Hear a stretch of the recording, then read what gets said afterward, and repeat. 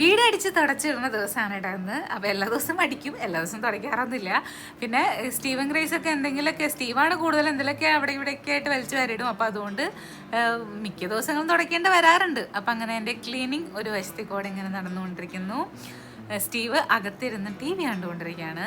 അപ്പോൾ അവൻ്റെ ആ ഒരു ഇൻട്രസ്റ്റ് നഷ്ടപ്പെടുന്നേക്കാൾ മുമ്പ് എൻ്റെ ക്ലീനിങ് പരിപാടികൾ അവസാനിപ്പിക്കണമല്ലോ.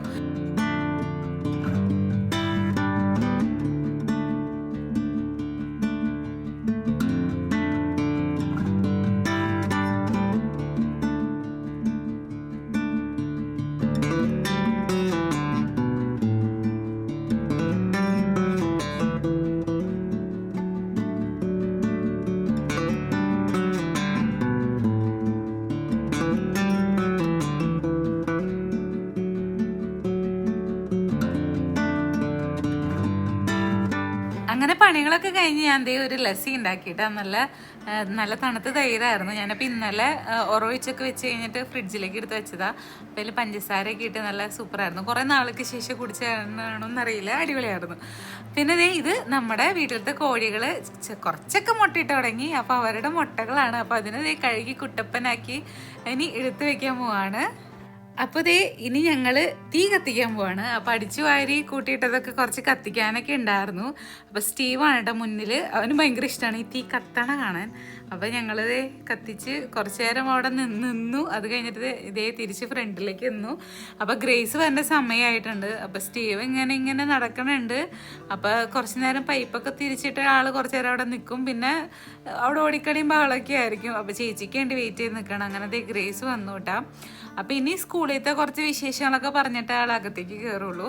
സണ്ണയാനാണെങ്കിൽ അകത്ത് ഭയങ്കര കുക്കറി ഷോ നടത്തിക്കൊണ്ടിരിക്കുകയാണ്. അതുകൊണ്ട് ഞങ്ങളോട് അധികം അകത്തേക്ക് കയറണ്ടെന്ന് പറഞ്ഞിട്ടുണ്ട്. അപ്പോൾ ഞങ്ങൾ വിശേഷങ്ങളൊക്കെ പറഞ്ഞു. അപ്പോൾ ഇന്നത്തെ സ്പെഷ്യൽ എന്ന് പറയുന്നത് കരിങ്കോഴിയാണ് കേട്ടോ. അപ്പോൾ അവിടെ കുക്കിംഗ് ഒക്കെ നടന്നുകൊണ്ടിരിക്കുന്നു. അപ്പോൾ ഞാൻ അവർക്ക് ഗ്രേസിനെ കുളിക്കാനുള്ള കാര്യങ്ങളും അങ്ങനത്തെ നമ്മൾ ബേസിക്കായിട്ട് ചെയ്യുന്ന കുറേ പരിപാടികളൊക്കെ കഴിഞ്ഞു. അവർക്ക് പാലൊക്കെ കൊടുത്തു. പിന്നെ ഞാൻ ബ്രെഡ് ടോസ്റ്റ് ചെയ്യാൻ വേണ്ടി കുറച്ച് മുട്ടയിൽ ഉപ്പാണ് എന്നിട്ട് പാല് തീർന്നായിരുന്നതുകൊണ്ട് പാല് മിക്സ് ചെയ്തില്ല. വെറുതെ മുട്ടയും ഉപ്പും മാത്രം മിക്സ് ചെയ്തിട്ട് മുക്കിപ്പൊരിച്ച് അങ്ങനെ എടുത്തു. അപ്പോൾ ഇനി ഇത് അവർക്ക് കൊണ്ട് കൊടുക്കട്ടെ. അപ്പോഴും ഞാനിവിടെ കുക്ക് ചെയ്തുകൊണ്ടിരിക്കുക. എൻ്റെ ഇടയിൽ കയറി ഞാനിങ്ങനെ വന്നതാണ് കേട്ടോ. കുക്കിംഗ് കഴിയണതിൻ്റെ കുക്കിങ്ങിൻ്റെ ഇടയിൽ ഞാനൊരു വീഡിയോ ക്ലിപ്പ് എടുത്ത് കാണിച്ചു തരാം.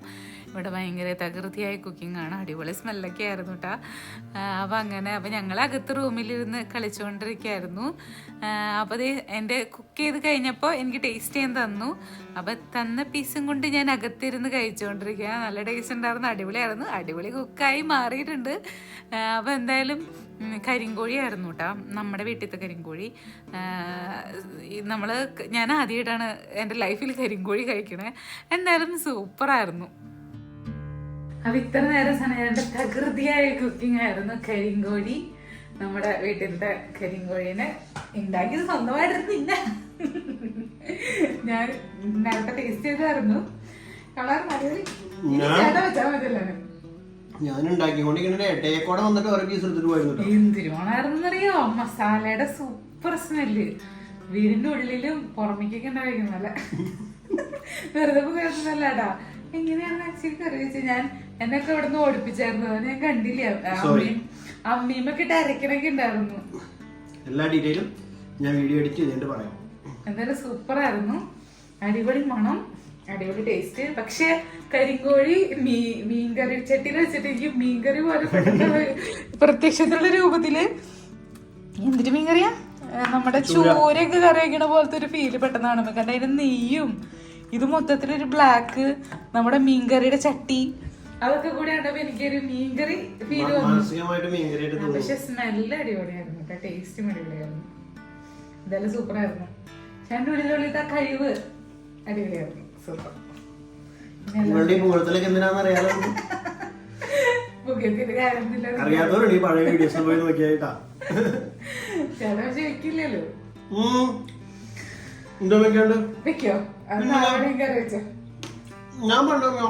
ഞാൻ വെച്ചോളാം, കറിയൊക്കെ ഞാൻ വെക്കാന്നൊക്കെ പറഞ്ഞിട്ടുണ്ട്. വേണ്ട, ഞാൻ വെച്ചോണ്ട് കേട്ടോ. എനിക്കറിയില്ല, ഞാൻ ഇപ്പൊ കറി കാണോ മുഴുവൻ ഞാൻ വെച്ചോളാം. എന്റെ കറി വീട്ടിന്റെ ഗുണം കൊണ്ടാണോ? പറഞ്ഞിരുന്നു. ഇന്നാളെ ദിവസമല്ലേ. ആ അപ്പൊ നീ വേണോ നീ ഇടയ്ക്കിടയ്ക്ക് ഒന്ന് ചോദിക്കണം വീട് ഞാൻ കറി വെക്കോ ഞാൻ കറി വെക്കണോ അങ്ങനെയല്ല. എന്തായാലും കൊള്ളായിരുന്നു. ഞാൻ അറ്റ്ലീസ്റ്റ് ഒരു 3-4 പ്രാവശ്യം ചോദിച്ചല്ലേ കറി വെക്കണോ എന്ന് ചോദിക്കും ഞാൻ നോക്കി പറയാറുണ്ട്. പിന്നെ എന്തെങ്കിലും ഒരു സാഹചര്യങ്ങൾ കൊണ്ട് അതായത് സന്നയോട് പറയും ഒരു കാര്യം ചെയ്യണമെങ്കിൽ ബാക്കി എല്ലാ ഏരിയയും ക്ലിയർ ആയിരിക്കണം, എല്ലാം സെറ്റ് ആയിരിക്കണം. പിന്നെന്താ വെച്ചാ അങ്ങനെ കുറെ നിബന്ധന അങ്ങനെയൊക്കെയാണെങ്കിൽ നമുക്ക് ചെയ്തോളെ. ഇതെല്ലാം കൂടി ചെയ്യാൻ പറ്റണം.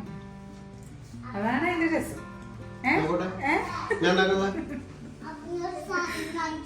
എന്നിട്ടാ അപ്പൊ വീഡിയോ അവസാനിപ്പിക്കാൻ കേട്ടോ. ഇത്രയേറെ സ്റ്റീവിനും ഗ്രേസിന്റെ കൂടെ ഒക്കെ ഇരിക്കായിരുന്നു. അപ്പൊ എന്താ നമ്മുടെ വാഷിംഗ് മെഷീൻ ആണെങ്കിൽ കംപ്ലൈന്റ് ആയിട്ടിരിക്കുക. അപ്പൊ അതുകൊണ്ട് ഇനി കുറച്ച് കഴുകാനൊക്കെ ഉണ്ട്. അപ്പൊ അതിന്റെ വിശേഷങ്ങളൊക്കെ തന്നെ ഞാൻ ഇക്കോൺമീഡിയയിൽ ഷെയർ ചെയ്തായിരുന്നു. നമ്മുടെ വാഷിംഗ് മെഷീൻ ഇപ്പൊ സാംസങ് ആണ്. 2ാമത്തെ പ്രാവശ്യമാണ് അതിന്റെ ഷാഫ്റ്റ് ഓടിയണത്. അപ്പൊ അതിനിപ്പോ എന്ത് ചെയ്യണം എന്നുള്ള കൺഫ്യൂഷനിൽ ഇങ്ങനെ നിൽക്കാണ്. അപ്പൊ എന്തായാലും എനിക്ക് ചെറിയ പണി കൂടി. അപ്പൊ എനിക്ക് കഴുകാനൊക്കെ ഉണ്ട്. അപ്പൊ ഇന്ന് കുറച്ച് കഴുകാന്നൊക്കെ വിചാരിച്ചു. പക്ഷെ ഇത് പറ്റിയില്ലായിരുന്നു. ഇവരുടെ അടുത്തൊക്കെ അങ്ങോട്ടും ഇങ്ങോട്ടൊക്കെ പോക്കായിരുന്നു. പിന്നെ സമയം കുക്ക് ചെയ്യണമായിരുന്നു. ഞങ്ങൾ ഇങ്ങോട്ടൊന്നും വന്നില്ല. ഞങ്ങള് റൂമിന്റെ ഉള്ളിൽ കയറി വയ്ക്കായിരുന്നു. കാരണം ഇനി അവരുടെ ഒച്ചയും വെള്ളമൊന്നും വേണ്ടല്ലോ എന്ന് വിചാരിച്ചിട്ട്. അപ്പോൾ എന്തായാലും വീഡിയോ അവസാനിപ്പിക്കാൻ കേട്ടോ. ബാക്കി വിശേഷമൊക്കെ അടുത്ത വീഡിയോ കാണാം. Bye bye.